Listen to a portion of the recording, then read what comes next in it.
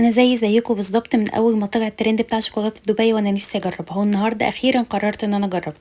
بس قبل اي حاجه عايزاكم تقفلوا اي صوت جنبكم وتسمعوا صوت القرمشه دي.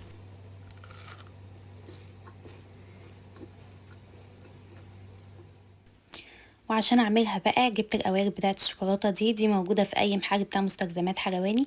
وجبت اللون الذهبي، دي بتبقى حاجه اسمها داست برضو موجوده في محل مستلزمات الحلواني. جبت بقى نوع شوكولاته يكون بالحليب كده، واهم حاجه نختار نوع شوكولاته يكون كويس، يعني جودته كويسه عشان ده هيفرق قوي في الطعم. وبدات ان انا اسيحها كده على حمام مائي، او ممكن تدخليها الميكرويف شويه هتسيح معاكي.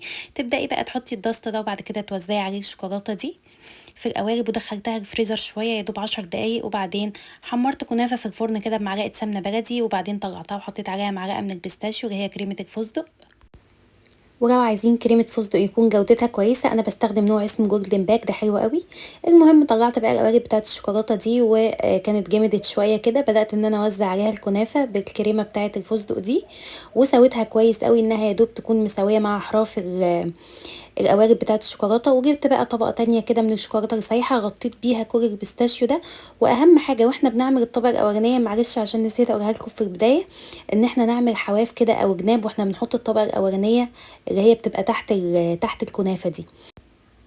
دخلتها بقى الفريزر لمدة ساعة لحد ما جمدت وخدت الشكل اللي انتوا شايفينه ده. بعد كده طلعتها من القوالب دي وبدأت ان انا بسكينة كده اساوي الاحراف، او ممكن بايدك كمان لو لقيتي الاحراف بتاعتها رفيعة شوية ممكن تسويها بايديكي.